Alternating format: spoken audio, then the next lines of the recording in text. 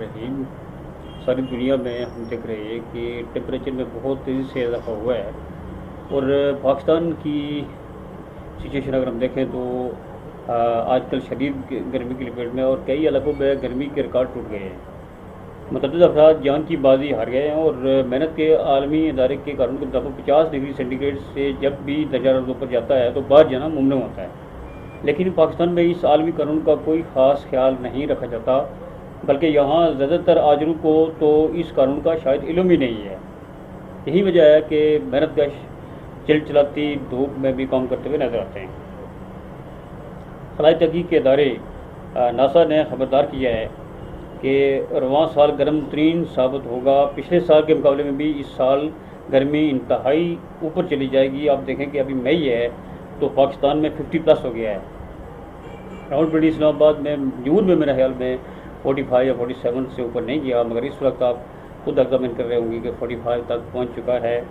और दूसरी बात यह है कि अमेरिका में मौसूल होने वाली खबरों के मुताबिक सन 1980 के बाद इतनी शदीद गर्मी कभी नहीं पड़ी, जबकि अमेरिका में अप्रैल का महीना जो गुजर चुका है तारीख का गर्म तरीन महीना था। गो के आजकल मई है और वहाँ पर जो कि ये बारिशें वगैरह हो रही है और लोगों को ठंड महसूस हो रही है, लेकिन शुमाली और जनूबी अमेरिका और जनूबी यूरोप के बाद इलाके, जबकि वस्ती अफ्रीका और बल्कि मशरकी ऑस्ट्रेलिया की भी अलावा जो अमेरिका की जो स्टेट है जो कनाडा के साथ है अलास्का, जो उसमें बहुत ज़्यादा गर्म पड़ती है, सर्दी पड़ती है, बहुत यानी ग्लेशियर टाइप जगह है। वो गर्मी की लहर की वजह से वहाँ पर जो है ना बर्फानी जो आपके पौधे हैं वो पिघल रहे हैं। और इसी तरह से गरी असला अगर हम देखें तो वर्ल्ड बैंक की खुसूसी तशरीह में भी ये कहा गया है कि आलमी बरदरी गर्मी की इस शदीद लहर के लिए तैयार नहीं है और उसने मेडली तौर पर कोई इसके लिए कोई इकदाम नहीं किए गए।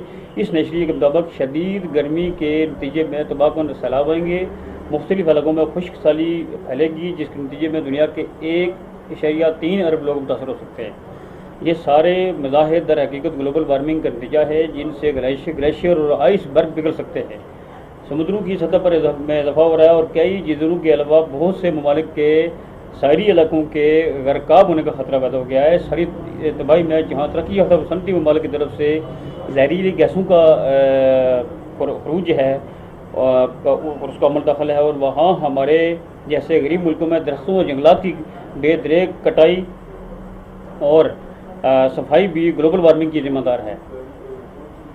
लाहौर जो एक ज़माने में बागों का शहर कहलाता था, अब सड़कों की चौड़ाई के नाम पर सैकड़ों साल पुराने दरख्तों को भी बेदरेक काट दिया गया है।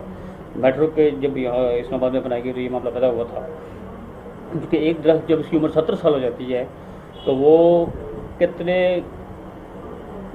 लाख गैलन आपको एक साल में ऑक्सीजन दे रहा होता है। ये कोई जंगलात का जो माहिर है वही हमें बता सकता है। और दूसरी बात ये, कराची की सूरत हाल सबसे ज़्यादा पानी की सतह जो है वो आस्ता आस्ता बुलंद हो रही है और ऐसी सूरत हाल में जहाँ कुदरती माहौल को बचाने के लिए कोशिश तेज़ करनी चाहिए, वहाँ पाकिस्तान को अपने हद तक माहौलियाती आलूगी के खात्मे और जंगलात के रकबे को बढ़ाने के लिए खुसूसी तौर पर जो है वो अपनी तवज्जो बढ़ानी पड़ेगी। और ये सब की जिम्मेदारी है। मैं समझता हूँ कि अपने माहौल में हमें ज़्यादा से ज़्यादा दरख्त जो हैं वो हमें लगाने चाहिए, और जो बड़े दरख्त हैं, बड़ी उम्र के दरख्त हैं, उनको काटने से हमें इज्तनाब करना चाहिए। ये फ़ायदा हमारा अपना ही है, ये और हमें कोई बाहर से आकर नहीं बताएगा। It's our duty, so it's my message for everyone who is listening me. Thank you very much. Up to your extent you should try to avoid such things that are resulting the wastage of the environment and increment of the hardness in the environment. Thank you very much. Assalamu alaikum.